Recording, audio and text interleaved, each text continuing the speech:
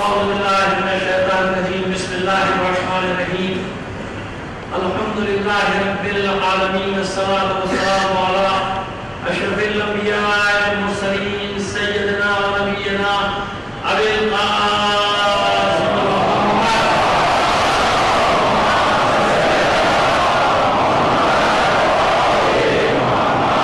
وعليه الطيبين الطاهرين المعصومين ولعنة الله على آبائهم أجمعين من الآن إلى قيام يوم الدين. أما بعد فقد قال الله تعالى في كتابه المبين وهو أصدق القائلين وقوله الحق. بسم الله الرحمن الرحيم. ولا تلبسوا الحق بالباطل وأنتم تكتموا الحق وأنتم تعلمون. صلوات بھیجیے محمد علی محمد پر.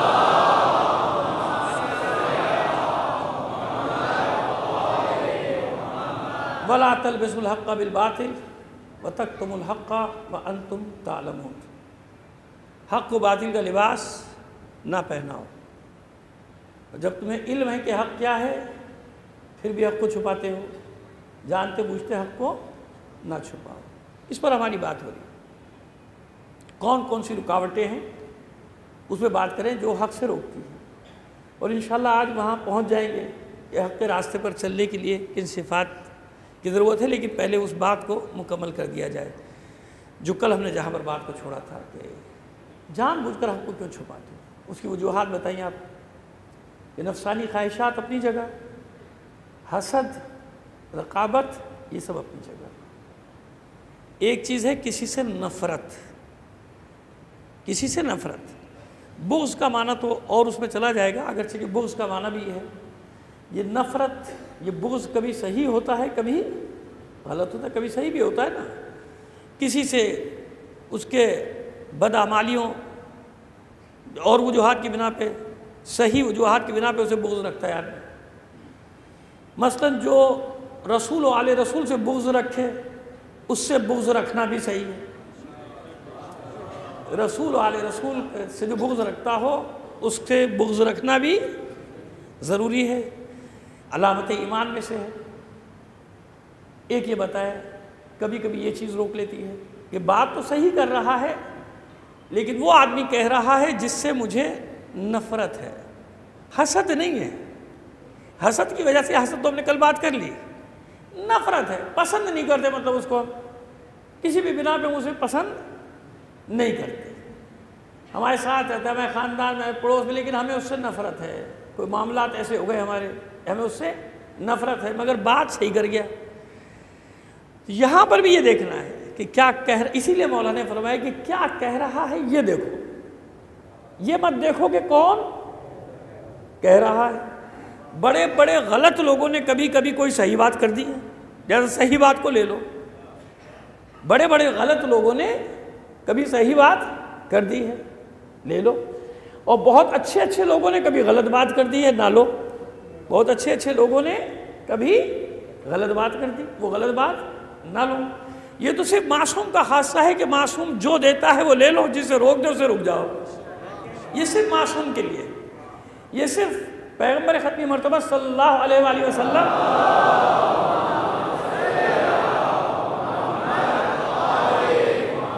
اور ائمہ طاہرین کے لیے کہ جو دیں وہ لے لو, جس سے روک دیں اس سے رک جاؤ. باقی لوگوں کے لیے کیا ہے کہ یہ دیکھو کہ اچھی بات کر رہا ہے تو ٹھیک ہے, نہیں کر رہا تو جانے دو, اپنے کام سے کام رکھے.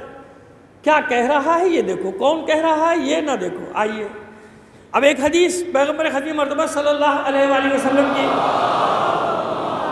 اس سے بات کو شروع کرتے ہیں. فرماتے ہیں اقبل الحق ممن اتاک بہ صغیر او کبیر وان کان بغیضا. حق کو قبول کر لو چاہے وہ کوئی بھی تمہارے پاس لے کر آئے. حق کو قبول کر لو چاہے وہ تمہارے پاس کوئی بھی لے کر آئے, چھوٹا ہو یا بڑا ہو, اگرچہ کہ تم اس سے نفرت ہی کیوں نہیں کرتے. وَإِن كَانَ بَغِيضًا, اگرچہ تمہیں اس سے بغض ہی کیوں نہ ہو, نفرت ہی کیوں نہ ہو, لیکن اگر حق بات کبھی لے کر آ جائے تو اس کو کیا کرو, قبول کر لو. اقبل الحق ممن اتاک بہ صغیر او کبیر, جو بھی لے کر آئے تمہارے پاس, چھوٹا لے کر آئے یا بڑا, اب اس میں سب چیزیں آ گئیں، چاہے عمر میں چھوٹا یا بڑا ہو، چاہے منصب میں، اس کو مت دیکھو، حق لائے، حق بات کر رہا ہے، ٹھیک ہے، حق کہہ رہا ہے تو ٹھیک ہے۔ وَإِن كَانَ بَغِيضًا، اگرچہ کہ اس سے تمہیں بغض ہی کیوں نہیں، تمہیں چڑ ہے، نفرت ہے، لیکن حق کرے تو لے لو۔ بالکل اسی طرح فرماتے ہیں وَرْدُدِ الْبَاطِلَ، اور باطل کو رد کر دو، عَلَى مَا جَاءَ بِهِ مِن صَغِيرٍ أَوْ كَبِيرٍ وَإِن كَانَ حَبِيبًا، باطل کو کبھی بھی قبول نہ کرو، اس کو رد کر دو، چاہے وہ چھوٹا لائے چاہے وہ بڑا لائے، اگرچہ کہ وہ تمہارا حبیب، تمہارا دوست ہی کیوں نہ ہو، اگرچہ کہ وہ ایسا شخص کیوں نہ ہو کہ جس سے تم محبت کرتے ہو، لیکن اگر باطل لا رہا ہے تو محض اس خاطر کیونکہ میرا ساتھ ہے، کیونکہ میرا عزیز ہے، میرا دوست ہے، میں اسے چاہتا ہوں، میں اسے پسند کرتا ہوں، لہٰذا مروتاً باطل کو بھی قبول نہیں کرنا ہے، مروتاً باطل کو بھی قبول نہیں کرنا، کہ مروت رہتے ہیں، اٹھتے ہیں، بیٹھتے ہیں، صغیرن اور کبیرن کا کیا مطلب، چھوٹا ہے یا بڑا ہے، مطلب میرے بزرگ ہے، لیکن اگر باطل کی دعوت دے رہا ہے تو مروت میں کہ میرا بزرگ ہے، باطل قبول کر لوں گا، نہیں، باطل قبول نہ کرنا، چھوٹا ہے میں بہت عزیز رکھتا ہوں، باطل کی دعوت لے کر آیا ہے کہ نہیں، یہ خیال نہ کرنا۔ وَإِن كَانَ حَبِيبًا، اگرچہ کہ ایسا شخص کیوں نہ ہو جسے تم بہت محبت کرتے ہو، ایسا ہو، جب بھی باطل قبول نہ کرنا، حق اس سے قبول کر لینا، باطل اس سے قبول نہ کرنا۔ یہ عام انسانوں کی بات ہو رہی ہے، مگر فطرت کیا ہے انسان کی، یہ حدیث ہے پیغمبر ختم مرتبہ صلی اللہ علیہ وآلہ وسلم کی حدیث کا خلاصہ ہے، یہ حدیث کا خلاصہ ہے۔ اب آئیے مولا عارفان، مولا متقیان علی بن ابی طالب علیہ السلام ارشاد فرمایا لا تعرفون الحق، تم بالکل بھی حق کو پہچانتے نہیں بلکہ پہچاننا چاہتے ہی نہیں، کمعرفتکم الباطل، یعنی جتنے انس سے، جتنی چاہ سے، جتنی لگن سے تم باطل کی طرف جاتے ہو، اتنی چاہ سے، اتنی لگن سے تم حق کو پہچاننے کی کوشش نہیں کرتے، کیونکہ بات ہوئی نا کہ حق سخت ہے۔ یہ کب فرما رہے ہیں مولا، جب مولا کے سامنے لوگ جو ہے نا، جو لوگ ہیں، یہ نہیں کہ بعد والوں کے لیے کہا جا رہا ہے، ہر زمانے میں ایسے لوگ ہوتے تھے جنہوں نے مولا کا دل دکھایا۔ آپ میں سے کوئی تصور کر سکتا ہے کہ مولا کے سامنے اس کا دل دکھا دے؟ چلو بھائی سامنے حس نہیں کرتے، اس لیے مولا کی مرضی کے خلاف والے کام کر لیتے ہیں، سیدھی سیدھی بات یہ ہے، یقین ہے ان کے وجود پر بھی یقین ہے، ایمان ہے، سب کچھ ہے، لیکن پھر بھی غلط باتیں کیوں کر لیتا ہے؟ کیونکہ ظاہری طور پہ حس نہیں کر رہا۔ اب میں آپ سے سوال کرتا ہوں کہ اگر ظاہری طور پر مولا آپ کے سامنے ہو تو آپ کو غلط کام کریں گے؟ آپ امام کی مرضی کا، مولا کی مرضی کے خلاف کام کریں گے؟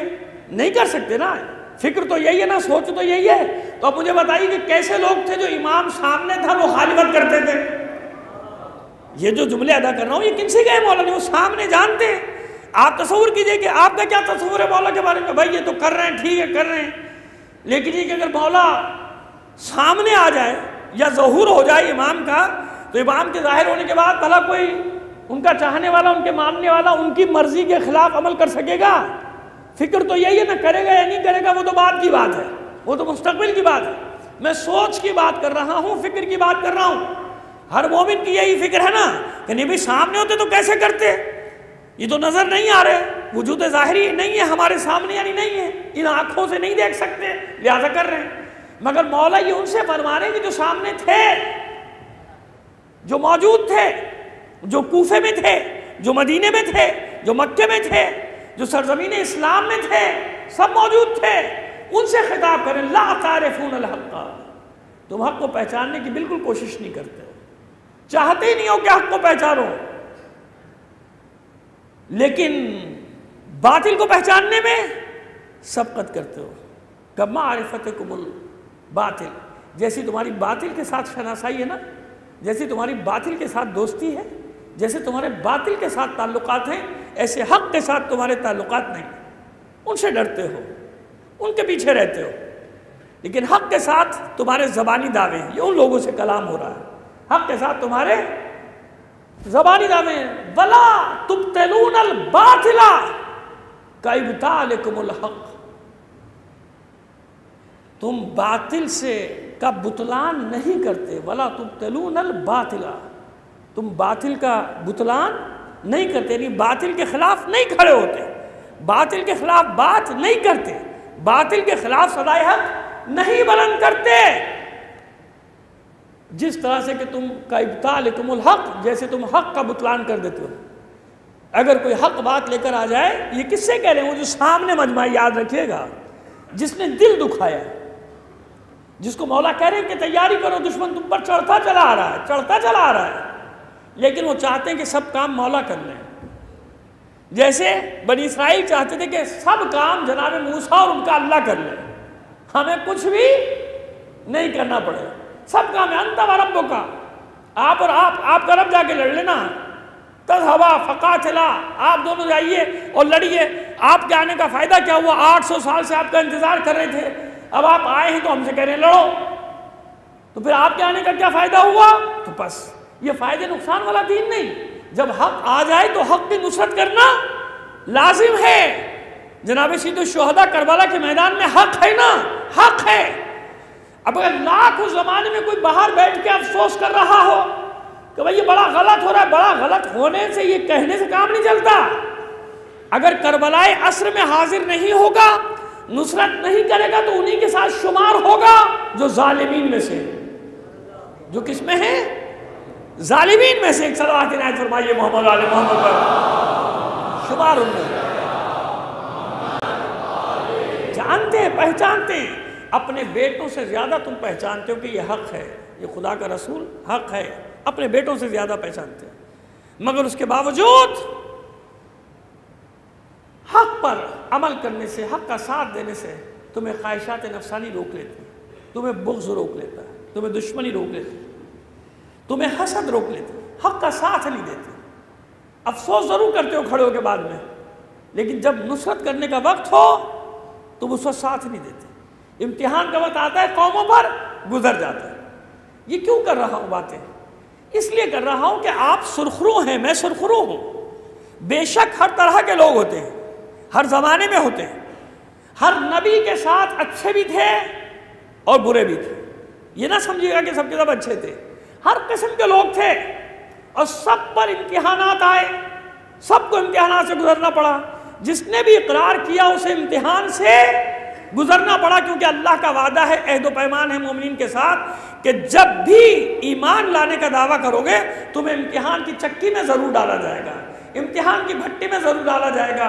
اب مجھے بتائیے ہم کیوں سرخرو ہیں؟ بطور کلی بات کر رہا ہوں، ایک قوم کی حیثیت سے، من حیث القوم، میں مسلمانوں کی بات بھی کر سکتا ہوں، تمام مسلمان من حیث القوم، بھائی باطل کے مقابلے میں ڈٹے ہوئے ہیں نا، بے شک برے بھی ہیں، بے شک بدعمالیاں کرنے والے بھی ہیں، بے شک اللہ کے احکام کو پامال کرنے والے بھی ہیں، مگر بطور کلی سامراجی طاقتوں کے مقابلے میں شیعہ ہو یا سنی، آپ دیکھیے انصاف کے دامن کو ہاتھ سے مت جانے دیجیے گا۔ جامع ازہر کے علماء اہل سنت ہیں، مگر جس دلیری کے ساتھ، ابھی نہیں، برسوں سے وہ فتوے دے رہے ہیں دہشت گردی کے خلاف، مکتب کی بات نہیں، اور یہ جامع ازہر کے علماء کا خاصہ رہا، ہمیشہ سے اکثریت کی بات کر رہا ہوں، 100% کی بات نہیں کر رہا، 100% کی بات نہیں کر رہا، ہر دور میں خاصہ رہا۔ سن 50 سے تو میں جانتا ہوں، سن 50 سے میں جانتا ہوں ان کی تحریکوں کو، یعنی پڑھا ہے، مجھے اتنا بوڑھا مت سمجھ لیجیے گا میں آپ کہ سن 50 سے پہلے قائد اعظم کے ساتھیوں میں نہیں تھا میں۔ صلوات بھیجیے محمد علی محمد پر، مطالعے کی بات کر رہا ہوں۔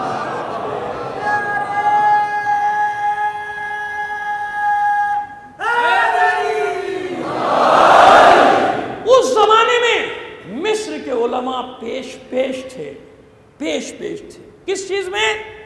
وہ جو مجمع جہانی بنایا تھا مسلمین کا، علماء کا، یعنی مجمع اتحاد بین المسلمین سمجھ لیجیے، اس کا ترجمہ آسانی سے یوں سمجھ میں آ جائے گا، اس پوری تنظیم کا جو نام رکھا گیا تھا، جس میں اس وقت مصر کے، عراق کے، ایران کے علماء، وہ جس کو کہتے ہیں کہ ابدا، احمد ابدا، اور بہت سارے لوگ تھے، میرے نام ذہن میں ان کے نہیں آ رہے، لیکن بہت سارے افراد مجاہدین تھے، کیونکہ اچانک میرے ذہن میں آ گئی بات کہ میں ان علماء کا ذکر کر دوں آپ کے سامنے، ورنہ وہ پورا سلسلہ ہے، محمد عبدہ وغیرہ، ان سب کی ایک تحریکیں ہیں کہ ان لوگوں نے پوری دنیا میں دورہ کیا۔ یہ کون سا سلسلہ تھا؟ جو 19ویں صدی کے آخر میں سید جمال الدین افغانی، جسے سید جمال الدین اسد آبادی بھی کہا جاتا ہے، یعنی ہر دور میں تشیع ہو یا تسنن، ہر دور میں ان میں یہ احساس پایا جاتا تھا کہ حق حق ہے، ہمیں باطل کے مقابلے میں جمع ہو کر کھڑے ہونا پڑے گا۔ تو وہ آج تک یہ نہ سمجھے گا کہ سلسلہ ختم ہو گیا، آج تک ساری دنیا میں یہی سلسلہ جاری ہے، جس کے اثرات اب یمن میں نمودار ہوئے ہیں کہ پوری تحریک ایک جگہ جمع ہو گئی ہے، سب شیعہ سنی مل کر جمع ہو گئے یمن میں۔ کیوں؟ کہ وہ جانتے تھے کہ جب تک ہم ایک نہیں ہوں گے سامراج سے مقابلہ نہیں کیا جا سکتا۔ تو من حیث القوم اگر مسلمانوں کو لے لیا جائے تو وہاں، اور اگر اپنی ملت کو لے لیتا ہوں، بھئی اچھے بھی ہیں برے بھی ہیں کہ نہیں، انصاف سے بتائیے۔ قوم ہے نا، قوم میں ہر قسم کے لوگ ہوتے ہیں، قوم میں ہر قسم کے لوگ ہوتے ہیں، ہم کمیونٹی تھوڑی ہیں۔ وہ اکثر کہہ دیا جاتا ہے نا کمیونٹی کیا ہوتا ہے؟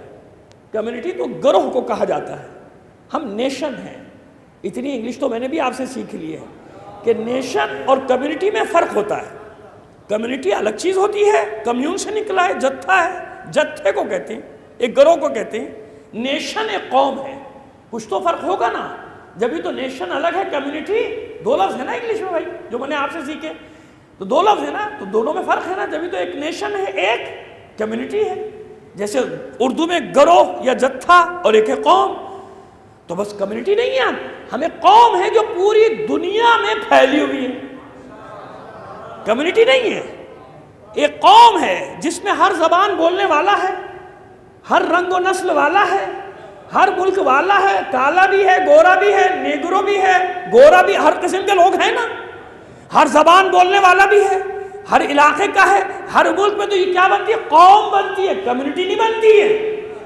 یہ کمیونٹی نہیں ہے، یہ کیا ہے؟ قوم ہے جو پوری دنیا میں پھیلی ہے۔ تو جب قوم ہے تو ہر قسم کا فرد اس میں ہے نا، اچھا بھی ہوگا برا بھی ہوگا، اس میں کون سا اس کی بات ہے، یعنی حیرت کی بات ہے، تعجب کا، ہر قسم کے لوگ ہیں۔ مگر میں بات کر رہا ہوں من حیث القوم، من حیث القوم۔ آپ دیکھیے کہ اب میں نے کیوں کہا کہ سرخرو ہے، کہ اس وقت یہ 30-35 سال کے امتحانات کے بعد کتنا سخت دور ہے جس سے آپ گزر رہے ہیں، آپ کو احساس نہیں ہے۔ یہ تو آنے والا مورخ لکھے گا کہ یہ کیسے ثابت قدم لوگ تھے، یقین جانی۔ مطلب میں جو کوئی شوق نہیں کہ میں خواہ میں مسکہ لگاؤں یا خوشامد کروں، یہ میرا مزاج ہی نہیں ہے، مجھے یہ آتا ہی نہیں ہے، لیکن میں حقیقت بتا رہا ہوں آپ کو۔ یہ تو مورخ لکھے گا نا آنے والا وقت، کیسے ماحول میں ظلم، تشدد اور جبر کے ماحول میں ہر طرف سے ڈرایا جاتا ہے، یہ آ رہا ہے، فلانا آ رہا ہے، فلانا آ رہا ہے، یہ ہو جائے گا، وہ ہو جائے گا، اور ڈرایا کیا جا رہا ہے؟ حقیقت بھی یہی ہے کہ نہیں ہے کہ کسی لمحے بھی کچھ بھی ہو سکتا ہے، مگر اس کے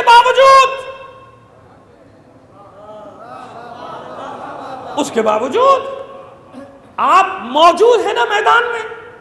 یہ عزاداری ہمارا میدان ہے، عزاداری ہمارے عہد و پیمان کا، وعدے کو وفا کرنے کا میدان ہے۔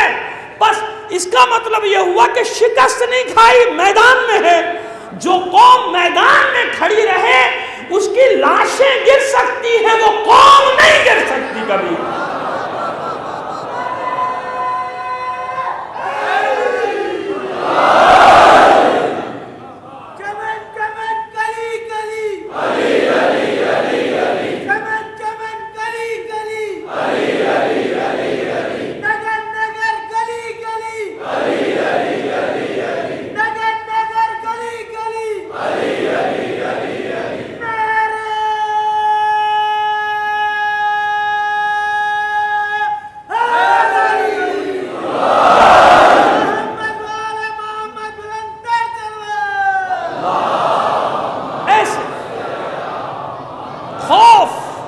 اور دہشت کے ماحول میں خوف اور دہشت مسلط کر دیا گیا ہے لوگوں کو، یہاں سے لے کے پارا چنار تک۔ لیکن کہیں سے یہ خبر آئی کہ جلوس نہیں نکلا کیونکہ عزادار نہیں آئے، جلوس نہیں نکلا کیونکہ عزادار نہیں پہنچے، ایسے کہیں سے خبر آ رہی ہے آپ کے پاس؟ نہیں آ رہی۔ بس یہ جس کو میں کہہ رہا ہوں کہ من حیث القوم، من حیث القوم انفرادی طور پہ خرابیاں ہو سکتی ہیں، انفرادی طور پہ عیوب ہو سکتے ہیں کہ اس آدمی میں یہ کمی، اس میں یہ کمی، مجھ میں یہ کمی، یہ ہو سکتا ہے، انفرادی طور پہ نقائص ہوتے ہیں، لیکن جب قوم کی بات آئے، من حیث القوم، دنیا جو فیصلہ کرتی ہے، تاریخ جو فیصلہ کرتی ہے، افراد بھی الگ کرتی ہے۔ افراد کا فیصلہ وہ ہوتا ہے تاریخ کا کہ جو افراد تاریخ ساز ہوتے ہیں۔ ایک فرد ہے مگر تاریخ کے رخ کو موڑ رہا ہے، ایک فرد ہے، وہاں فرد کا ذکر آئے گا، ورنہ عموماً کیا ہوگا، قوموں کے مزاج کو بیان کرتی ہے تاریخ کہ یہ قوم ایسی تھی، یہ قوم ایسی تھی، یہ قوم ایسی تھی۔ اب اگر کسی قوم کے لیے کہا جاتا ہے کہ قوم سیسا پلائی ہوئی دیوار، باطل کے سامنے ڈٹی ہوئی ہے 1400 سال سے، تو یقیناً اس قوم میں اچھے بھی ہیں، برے بھی ہیں، کچھ کم دلیر ہیں، کچھ زیادہ دلیر ہیں، لیکن مورخ اس پہ فیصلہ نہیں کرے گا کہ ایک ایک فرد کو تھوڑی ڈھونڈے گا۔ وہ اگر 5 کروڑ لوگ ہیں تو ایک ایک فرد کو جا کے نہیں دیکھے گا کہ اس کا مزاج کیا ہے، وہ تو یہ دیکھے گا کہ بطور کلی اس قوم کا کردار کیا ہے جب سخت وقت آ جائے۔ بھائی اس کی آسان سی مثال آپ کو دے دیتا ہوں نا میں، کہ ہم جب تقسیم کرتے ہیں مزاجوں کی تو یہ کہتے ہیں کہ فلاں لوگوں کا مزاج ایسا ہے، فلاں علاقے کے لوگ کنجوس ہیں، فلاں علاقے کے لوگ بڑے مہمان نواز ہیں، فلاں علاقے کے لوگوں کی زبان بڑی میٹھی ہے، حالانکہ وہاں بڑی کڑوی کڑوی باتیں کرنے والے بھی ہیں، لیکن حکم لگتا ہے کل پہ، حکم لگتا ہے کل پہ، حکم لگتا ہے کہ بھئی بڑی دلیر قوم۔ اب ہر طرح کے لوگ ہیں مختلف ممالک میں، لیکن کسی ملک کے لیے کہا جاتا ہے بھائی بڑے دلیر لوگ ہیں، حالانکہ وہاں بزدل ہے، میں نے خود دیکھا ایک سے ایک بزدل پڑا ہوا ہے، لیکن کیونکہ بطور کلی سامراجی طاقتوں کے مقابلے میں ڈٹے ہوئے ہیں، تو جب قوم کی بات آتی ہے تو پوری دنیا کہتی ہے بھئی یہ فلاں قوم جو ہے یہ بڑی دلیر، یہ بڑی بہادر ہے، بھئی یہ فلاں جگہ کے لوگ بڑے دلیر ہے تو اتنا سا ملک لیکن دنیا کے سامنے ڈٹا ہوا ہے، ایسے ہی ہے نا، ہے تو چھوٹا سا گروہ لیکن جناب دنیا کے مقابلے میں، شیطانی طاقتوں کے مقابلے میں ڈٹا ہوا ہے تو چھوٹا سا لبنان، اچھے بھی ہیں برے بھی ہیں، ہر قسم کے لوگ ہیں کہ نہیں، ہر قسم کے لوگ، لیکن کتنی بڑی طاقت ہے وہ، لبنان کے شیعہ اور سنی دونوں کی بات کر رہا ہوں، بلکہ وہاں کے مسیحیوں کی بھی بات کر رہا ہوں، کیونکہ مل کر لڑا تھا، کوئی لڑ رہا تھا اور باقی لوگ ان کی مدد کر رہے تھے، مورلی سپورٹ دے رہے تھے، ان کو جذبہ دے رہے تھے، سب ساتھ تھے۔ اگر وہ اتنے دلیر، اتنے بہادر، اتنے باوقار نہ ہوتے تو بتائیے اتنا سا ملک جس کی آبادی 40-45 لاکھ سے زیادہ نہیں، بہت زور لگا لیں گے 50 لاکھ، 5 ملین سے اوپر نہیں جائے گا لبنان، صحیح ہے، لیکن اس کے باوجود اربوں ڈالر سامراج خرچ کر رہا ہے کہ نہیں، کہ کسی طرح پھر ان میں تفریقہ ڈالو، شیعوں کو الگ کرو، سنیوں کو الگ کرو، مسیحیوں کو الگ کرو، ابھی بھی کروڑوں اربوں ڈالر خرچ ہو رہا ہے یا نہیں؟ بس یہاں پتا چلا کہ وہ جانتے ہیں کہ یہ تھوڑے سے نہیں ہے، یہ کمیونٹی نہیں ہے، یہ گروہ نہیں ہے، یہ قوم کا مزاج ہے، قوم کا مزاج کہ جب ایک بار کھڑے ہو جائیں باطل کے مقابلے پہ پھر ساری دنیا مل کر بھی انہیں شکست نہیں دے سکتی ہے۔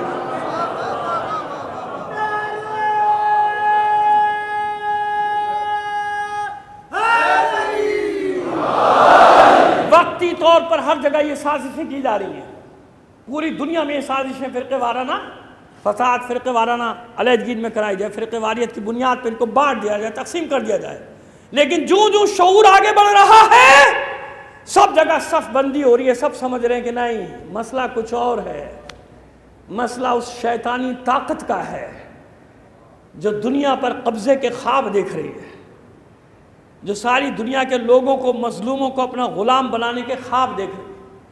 ہر زمانے میں ایسے خواب دیکھنے والے پیدا ہوتے ہیں نا تاریخ بشریت میں، کہ پوری دنیا پہ ہماری حکومت ہو، ہمارا سکہ چلے، مٹ گئے، وہ بھی چلے گئے، برباد ہو گئے، کیونکہ سامراج کی شکلیں بدلتی چلی گئیں، اس کی عمر ہے کم، لیکن جو حق اور باطل کا معرکہ ہے، حق ہمیشہ کیوں غالب رہا کہ میدان میں رہا، جب تک میدان میں کھڑے ہیں، اس لیے میں نے عرض کیا کہ آپ لوگ سرخرو ہیں، ہم لوگ سرخرو ہیں، اتنے شدید دباؤ کے باوجود پوری دنیا کی سازشوں کا گڑھ بنا ہوا ہے اس وقت ہمارا ملک.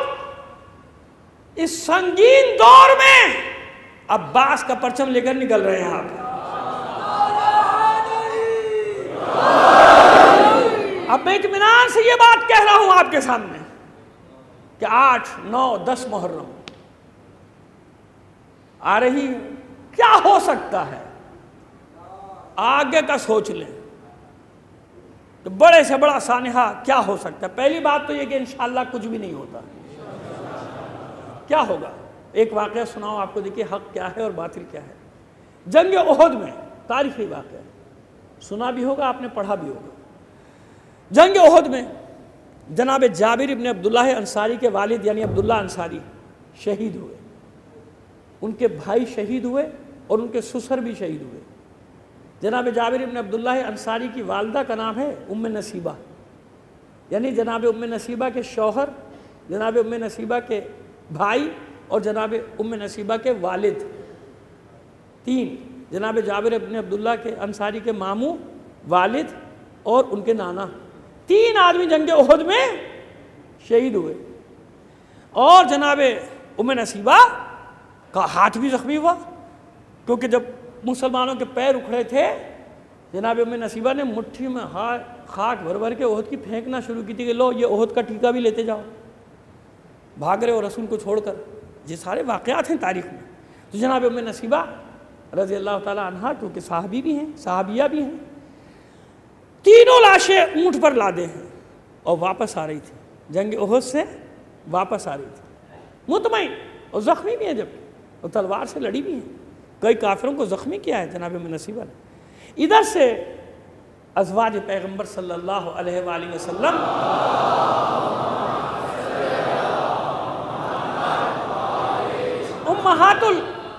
امہات المومنین میں سے کچھ ہستیاں تشریف لے جا رہی ہیں احد کی طرف. جب یہ سنا ہے سارا واقعہ تو ظاہر ہے کہ ایک فطری سی بات تھی, احد کی طرف جا ملاقات ہوئی راستے میں. تو امہات المومنین رضوان اللہ تعالی علیہم یہ سوال کرتی ہیں ام نصیبہ سے, کیا حال ہے احد کا, کیا خبر ہے احد کی. جناب ام نصیبہ سلام کرتی ہیں, پھر جواب دیتی ہیں کہ خدا کا رسول خیریت سے ہے, باقی کچھ بھی ہو جائے کوئی پرواہ نہیں ہے. سمجھ میں آ رہی ہے میری بات؟ 3 لاشیں لے کر آ رہی ہیں, شوہر کی, بھائی کی اور باپ کی, اور ایک خاتون ہے. آپ یہ دیکھیں نا صنف نازک سے ان کا تعلق ہے. وہ کیا جواب دے رہی ہیں کہ خدا کا رسول خیریت سے ہے, باقی کچھ بھی ہو جائے کوئی پرواہ نہیں. یعنی بتا دیا کہ کوئی مصیبت نہیں اگر ہدف باقی ہے, اگر مقصد باقی ہے تو پھر کوئی مصیبت نہیں. تو پہلی بات تو یہ کہ کچھ بھی نہیں ہوتا انشاءاللہ. لیکن اگر اللہ نے مقدر میں رکھا ہے کوئی امتحان, دیکھیں مقدرات سے تو انکار نہیں ہے نا. اس مقدرات پہ مولا کائنات نے ایمان رکھنے کا, اللہ نے اس کے رسول نے ایمان رکھنے کا حکم دیا کہ مقدرات ہے. صفین کیا ہے؟ مقدرات میں سے ہے. جمل کیا ہے؟ مقدرات میں سے ہے. نہروان کیا ہے؟ مقدرات میں سے ہے. قضاء و قدر پہ جو خطبہ ہے نا ناز البلاغہ میں, اس کو ضرور پڑھیے گا, بلکہ کلمات الاختصار میں بھی دیا ہوا ہے الگ سے قضاء و قدر کے باب میں مولا کا فرمان کہ کیا ہے اس کا معنی. کبھی انشاءاللہ تفصیل سے سمجھا دیں گے, ابھی وقت نہیں ہے قضاء و قدر پہ بات کرنے کا. لیکن اتنا سمجھ لیجیے کہ اگر اللہ نے یعنی مشیت نے طے کیا ہے کہ ابھی اور آپ کو سونے سے کندن بنانا ہے. سونا کندن کب بنتا ہے؟ جب اس کو آگ میں ڈال دیا جائے. واحد دھات ہے جو آگ میں ڈالے جانے سے اور قیمتی بن جاتی ہے. سونا اور قیمتی بن جاتا ہے, کندن بن جاتا ہے, اس کی قیمت بہت بڑھ جاتی ہے. تو اب آپ کو اگر کندن بنانے کا فیصلہ ہے, اللہ چاہتا ہے, مشیت چاہتی ہے کہ آپ کو اور قیمتی بنایا جائے, سونے سے بھی زیادہ قیمتی بنایا جائے. مقدرات میں سے ہے نا, طے ہو گیا کہ کوئی امتحان دینا ہے آپ کو, دیں گے. وہ سوچ لیجئے کیا ہو سکتا ہے زیادہ سے زیادہ بھائی, جو بھی ہو جائے. جب آج تک سرخرو ہیں تو اب بھی کوئی سیاہ دھبا نہیں لگنے دیں گے, ٹھیک ہے نا.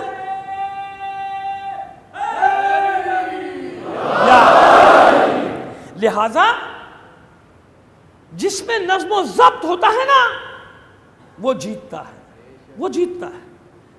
یہ لڑائیاں، یہ حق اور باطل کی معرکہ آرائیاں، یہ قوموں کی سروائیول کی لڑائیاں، بقا کی جنگیں 10 20 30 40 سال کی نہیں ہوا کرتی ہیں عزیزو، یہ تو نسلاً بعد نسلاً، نسلاً بعد نسلاً یہ صدیوں کی لڑائیاں ہوتی، مگر قومیں شکست نہیں کھاتی۔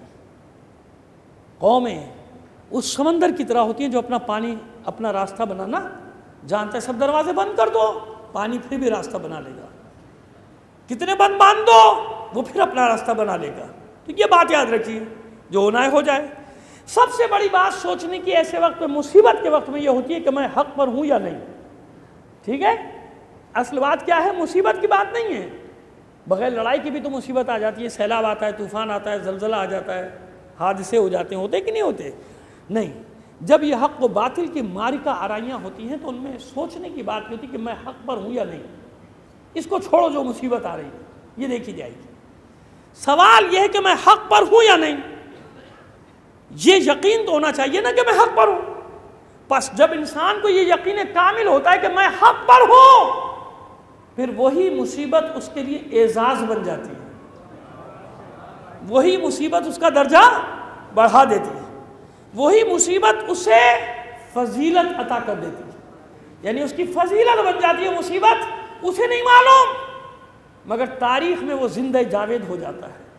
اسے نہیں معلوم کہ میں تاریخ لکھ رہا ہوں، من حیث القوم آپ ایک تاریخ لکھ رہے ہیں۔ وہ ایک جملہ برسوں پہلے کبھی کہا تھا، آج تکرار کرنے کا وقت ہے کہ مورخ کے ہاتھ میں قلم ہے، رکا ہوا ہے، لکھنا چاہتا ہے کچھ۔ کیا لکھنا چاہتا ہے؟ جو آپ لکھوانا چاہتے ہیں وہی لکھے گا، وہی لکھے گا جو قومیں لکھوانا چاہتی ہیں۔ ہم سب چلے جائیں گے، دوسری نسلیں آ جائیں گی ہمارے بعد، جیسے ہم آئے ان کی جگہ جو پہلے چلے گئے نا، اب نہیں ہے۔ اگر ہم ان زمانوں میں ہوتے تو ہم کہاں ہوتے نہیں ہوتے نا۔ یہ تصور تو کر لیا کیجیے، یہ جن زمانوں کی بات کریں اگر اس زمانے میں ہم ہوتے، اچھے ہوتے یا برے ہوتے، جو بھی ہوتے، ابھی ہوتے نہیں ہوتے۔ بس اب جو نسلیں آئیں گی تو ہم تو نہیں ہوں گے نا، لیکن وہ نسلیں پڑھیں گی تاریخ، وہ نسلیں پڑھیں گی تاریخ۔ یاد رکھیے یہ فرق ہے حق اور باطل کا۔ باطل کی نسلیں بھی چلتی ہیں، چل رہی ہیں۔ باطل اپنا حسب نسب بتاتا نہیں، چھپاتا ہے۔ کون کہے گا کہ میں فرعون کی اولاد میں ہوں؟ کون کہے گا کہ میں نمرود کی اولاد میں ہوں؟ کون کہے گا کہ میں شداد کی اولاد میں ہوں؟ کون کہے گا کہ میں یزید کی نسل میں ہوں؟ کہے گا کوئی؟ کہہ دو بھائی، بڑی محبت ہے، ذرا کہہ دو، کہہ دو۔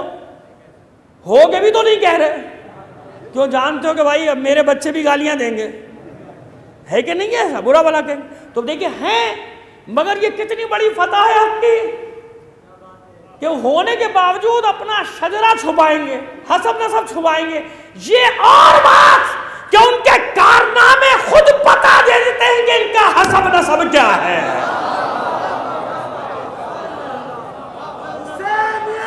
زندہ باد، حسینیت زندہ باد، یزیدیت مردہ باد، یزیدیت مردہ باد، نعرہ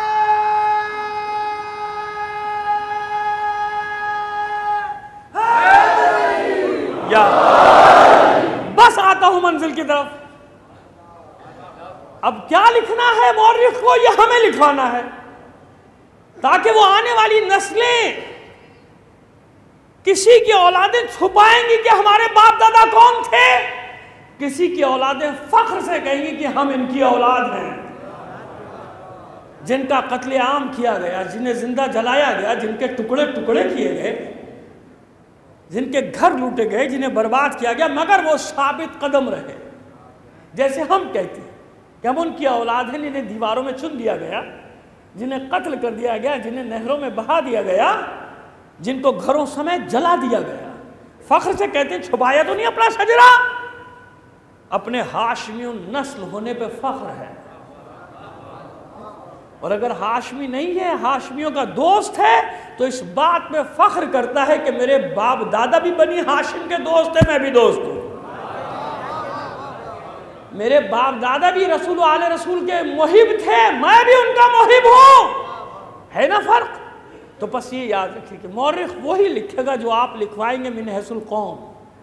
تو یہ ثابت قدمی جو اللہ نے آپ کو عطا کی اس روئے زمین پر، یہی تو اس بات کی گواہی دے رہی ہے کہ کسی کے قدموں کی آہٹ آ رہی ہے، چاپ سنائی دے رہی ہے۔ یہ وہ ہمارا یقین ہے، صدیوں کا یقین، جو ہمیں ظلم اور بربریت، دہشت اور وحشت کے مقابلے پہ ثابت قدم رکھے، کیونکہ ہم نے اپنے نقصان کو نہیں دیکھا، ہم نے یہ دیکھا کہ ہم حق پر ہیں یا نہیں، حسین حق ہے یا نہیں، علی حق ہے یا نہیں، حسن حق ہے، حق ان کے ساتھ ہے، یہ حق کے ساتھ ہے، ایسے ہی ہے نا؟ دختر رسول فاطمۃ الزہرا سلام علیہا حق ہے نا، حق ہے، خدا کا رسول حق ہے، ایسے ہی ہے نا؟ بس یہ سوچنا چاہیے کہ کس کی محبت میں یہ زخم آ رہے ہیں، کس کی محبت کے جرم کی سزا دی جا رہی ہے ہمیں۔ بس جب انسان کو یہ یقین ہو جائے کہ رسول آل رسول کے عشق میں مجھ پر یہ ساری مصیبتیں آ رہی، تو مصیبتیں کیا بن جاتی ہیں؟ گلے کا ہار بن جاتا ہے۔ کیسا ہار؟ جس کے لیے جناب سید الشہداء فرماتے ہیں کہ موت آدم کے بیٹے کے گلے میں پڑے ہوئے اس ہار کی، اس گلو بند کی مانند ہے کہ جو پہلی یعنی دلہن کے گلے میں اس وقت ڈالا جاتا ہے، پہنایا جاتا ہے جس دن اسے حجل عروسی میں جانا ہے۔ میں تشریح کر رہا ہوں، کلمات کی تشریح کر دی میں نے پوری۔ کیسے محبت کرتے ہیں ہم موت کے ساتھ، جیسے وہ دلہن اپنے گلے میں پڑے ہوئے ہار سے محبت کرتی ہے، ایک رات کی بیائی دلہن محبت کرتی ہے ہار سے۔ تشبیہ دی ہے کہ بہت عزیز ہوتا ہے اسے وہ زیور، اس دلہن کو جس دن وہ دلہن بنائی جائے کوئی بھی بچی، کہ اس طرح سے محبت کی جاتی ہے موت سے۔ تو گلے میں پڑا ہوا ایک خوبصورت ہار ہے، گلو بند ہے، جس سے محبت کرتا ہے انسان۔ بس یہ حسین کا قول اور یہ حسین کے بھتیجے کا ایک قول، دونوں کو ساتھ ساتھ رکھ لیجئے، دونوں کو ساتھ ساتھ رکھ لیجئے۔ حسین یہ فرما رہے ہیں اور جناب قاسم کیا فرما رہے ہیں؟ جب حسین نے پوچھا اے بیٹا موت کو کیسا پاتے ہو، جناب قاسم نے کیا فرمایا؟ چچا جان شہد سے بھی زیادہ شیریں۔ یہ لفظ جناب قاسم نے کیوں استعمال کیا؟ شہد سے زیادہ شیریں پاتا ہوں۔ قرآن مجید میں آئے تھے نا کل نفس ذائقۃ الموت، موت کے ذائقے کا نام ہے، ہر نفس کو موت کا ذائقہ چکھنا ہے۔ اس کا مطلب یہ کہ موت کچھ ذائقہ رکھتی ہے، بس ہر آدمی کے لیے اس کے اعمال کے حساب سے یہ ذائقہ الگ الگ ہوتا ہے۔ کسی کے لیے تلخ ہے، کسی کے لیے زیادہ کڑوا، کسی کے لیے کم کڑوا، کسی کے لیے پھیکا، کسی کے لیے میٹھا، اور کسی کے لیے شہد سے بھی زیادہ۔ اسی لیے قرآن مجید میں موت کے ساتھ ذائقے، 3 جگہ ذائقے، کل نفس ذائقۃ الموت، ذائقہ چکھے گا، ذائقہ چکھے گا، موت ذائقہ رکھتی ہے۔ لہذا شب عاشور جب جناب سید الشہداء ہر ناصر کو اس کا مقام شہادت دکھا رہے تھے، تو یہ بچہ بار بار سامنے آتا تھا۔ بھائی کا بیٹا حسن، حسن کا بیٹا قاسم، بھائی حسن کا بیٹا قاسم۔ حالانکہ امام حسن علیہ السلام کے اور بھی بیٹے ہیں جو شہید ہوئے کربلا میں، اور جو زخمیوں میں بیچ میں بچے، جناب حسن مثنیٰ جن کی اولاد ہیں جناب عبداللہ شاہ غازی محمد نفس زکیہ کے بیٹے ہیں، کئی بار آپ کی خدمت میں عرض کر چکا ہوں، جناب عبداللہ شاہ غازی محمد نفس زکیہ کے بیٹے ہیں، یعنی امام حسن کے پوتے ہیں جناب عبداللہ شاہ غازی۔ تو اب مجھے بتائیے، آپ بار بار یہ بچہ سامنے آتا ہے، حسن کا بیٹا ہے۔ کبھی ہم نے پڑھا تھا پورا اشرا، یہاں نہیں کہیں اور پڑھا تھا کہ اولاد حسن جب بھی اولاد حسین پر وقت پڑا ہے، ہر زمانے میں ڈھال بنی ہے۔ دلائل سے میں نے کہیں باتیں کی تھی، جان کے جو قیام امام حسن ملتا ہے، جان کے ملتا ہے، تاکہ بنی امیہ اور بنو عباس کی توجہ ہماری طرف رہے، اولاد حسین کی طرف نہ جائے، یعنی اماموں کی طرف نہ جائے۔ ہر امام کی سپر بنی ہے اولاد حسن، اتنا قیام ہے۔ یہ طالبین کا جو قیام تاریخ میں کہا جاتا ہے نہیں، ابو طالب کی اولادوں کا، اس میں سب سے زیادہ جو قیام ہے وہ امام حسن کی اولاد کا، اور کربلا میں بھی سب شہید ہوئے، صرف حسن مثنیٰ سے آپ کا سلسلہ آگے چلا ہے اولاد حسن کا۔ یہ قاسم بار بار آتے تھے سامنے، اور جب دیکھا کہ ہر بار امام نظریں دوسری طرف کر لیتے ہیں، دوسرے کو اس کا مقام بتانے لگے، آخر نہ رہا گیا، قاسم سے آئے بابا چچا کے سامنے، چچا جان کیا میرا نام دفتر شہادت میں نہیں ہے؟ دیکھا ایسے محبت کرتے ہیں، جانتے ہیں کہ مرنا ہے، لیکن یہ موت جو عشق حسین میں آ جائے، یہ موت نہیں، یہ تو حیات ہے، حیات ابدی کا جام ہے، ہمیشہ زندہ رہنے والا وہ جام ہے، وہ مشروب ہے جو کبھی مرنے ہی نہیں دیتا۔ اس لیے مومنین ثابت قدم استقامت کے ساتھ کھڑے رہتے ہیں عصر عاشورہ میں، اس لیے کھڑے رہتے ہیں کربلائے عصر میں، کھڑے رہتے ہیں۔ آج امام نے پوچھا بیٹا موت تیرے نزدیک کیسی ہے؟ مسکرا کے شہزادہ کہتا ہے چچا جان شہد سے بھی زیادہ شیر ہے، احلی من العسل۔ سینے سے لگا لیا حسین، کہتے میرے لال قاسم، ارے تو کیا، تیرے وہ ننھے بھائی علی اصغر کا نام بھی دفتر شہادت ہے۔ گھبرا گیا قاسم، چچا جان کیا یہ ظالم خیموں میں گھس جائیں گے؟ کیا یہ اشقیاء خیموں میں داخل ہو جائیں گے؟ حسین نے تسلی دی قاسم کو، نہیں بیٹا قاسم، میں علی اصغر کو پانی پلانے کے لیے لاؤں گا، میدان میں اسے تیر لگے گا۔ قاسم کو اطمینان ہو گیا۔ حسین نے نہیں بتایا قاسم کو کہ بیٹا کیا ہونے والا ہے، بیٹا تو یہ سوال کر رہا ہے کہ یہ خیمے میں نہیں گھس جائیں گے؟ میرے بچے قاسم عصر عاشور کے بعد نہ صرف یہ کہ خیموں میں گھسیں گے، لوٹیں گے، آگ لگائیں گے، رسول زادیوں کے سروں سے چادریں بھی چھین لیں۔ نہیں بتایا قاسم کو۔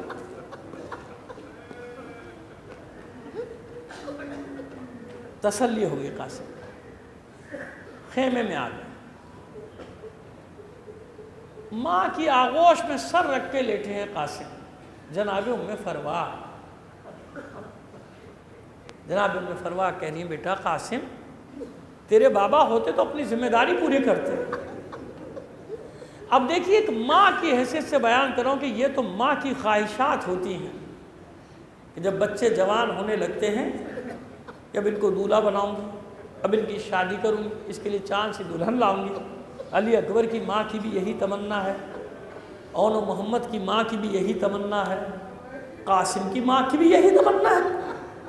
لہٰذا کہتی ہے بیٹا تیرا بابا ہوتا تو اپنی ذمہ داری پوری کرتا، میرے لال مجھ بیوہ کی لاج رکھ رہے، صبح حسین پر اپنے چچا پر قربان ہو جائے۔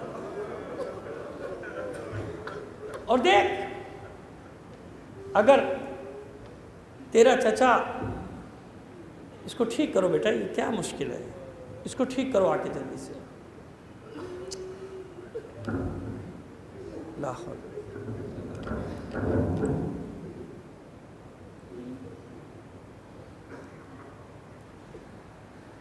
اور بیٹا دیکھ اگر تیرے چچا جان تجھے اجازت نہ دیں تو تیرے بازو پر جو تعویذ بندھا ہوا ہے نا، اسے کھول کر اپنے چچا جان کو دے دیں۔ جانتے ہیں نا یہ وصیت ہے حسن کی، کیونکہ جس وقت حسن دنیا سے پردہ فرما رہے تھے قاسم تو 1.5-2 سال کا تھا، کلیجے سے لگا کے روئے تھے قاسم کو، اور جناب ام فروہ سے فرمایا تھا کہ میرا خاص ہدیہ ہے کربلا کے، اور اگر حسین نہ جانے دے تو میری وصیت دکھا دینا، وصیت پہ عمل کرنا ہے حسین۔ رات بھر ماں بیٹے کے درمیان عہد و پیمان ہوتا رہا۔ صبح ہوئی، جب قاسم جاتے تھے، جانے کی کوشش کرتے تھے، حسین روک لیتے تھے، حسین نہیں جانے دیتے۔ قاسم حسرت سے دیکھ رہے ہیں کہ کو جاتا ہوا، انصار چلے گئے، جانثار چلے گئے، ہاشمیوں میں سب جا رہے ہیں کہ کر کے، بڑے بھائی چلے گئے قاسم کے، داد شجاعت دی، سب شہید ہو گئے، روتے ہوئے آئے قاسم، مادر گرامی چچا جان مجھے میدان میں جانے کی اجازت نہیں دیتے، جب جاتا ہوں کہتے ہیں بیٹا قاسم تم کمسن ہو، کلیجے سے لگایا، ماں نے کہا بیٹا میرے لال تجھے اجازت ضرور ملے گی، بازو پہ بندھا ہوا تعویذ کھولا، کہ یہ اپنے بابا کی تحریر لے جا اپنے چچا کے پاس۔ بابا کی تحریر کو دیکھا، قاسم دوڑے اپنے چچا کے خیمے میں، چچا جان یہ میرے بابا کا خط آپ کے نام۔ حسین نے بھائی کی تحریر کو دیکھا، سر پہ رکھا، آنکھوں سے لگایا، بوسے دیے، مضمون پڑھا، مضمون پڑھتے ہی حسین کی آنکھوں سے اشک جاری ہو، قاسم کو گلے لگا کر دیر تک روتے رہے۔ بھئی یہی تو لکھا ہے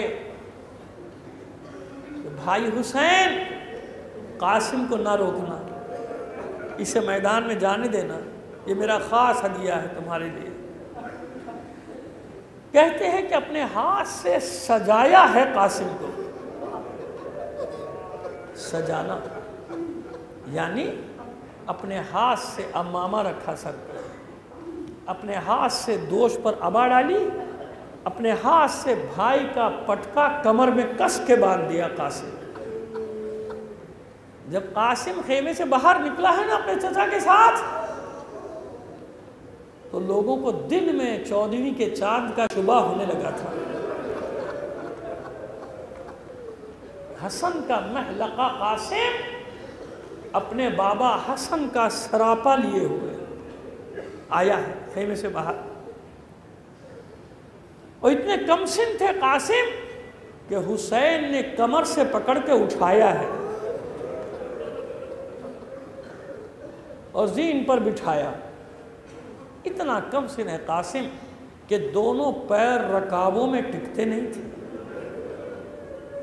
کبھی دائیں طرف جھک کر توازن برقرار کرتے تھے، کبھی بائیں طرف، یہ حال تھا جناب قاسم۔ جب چلنے لگے عباس نے کہا بیٹا قاسم دھیان سے، ہوشیار ہوتا ہے۔ قاسم نے مسکرا کر دیکھا، کہتے ہیں چچا جان آپ ہی کا تو شاگرد ہے، آپ میری جنگ دیکھیے گا۔ حسن کا لال آیا میدان میں، مبارز طلب کیا، آؤ میرے مقابلے پر، سنو میں حسن کا لال ہوں، وہی حسن جس پر جنگ سے جی چھڑانے کا الزام تھا، اور جس نے میرے بابا کو جنگ کرتے نہیں دیکھا، میری تلوار کی کاٹ دیکھو تمہیں پتہ چل جائے گا کہ میں کس حسن کا بیٹا ہوں۔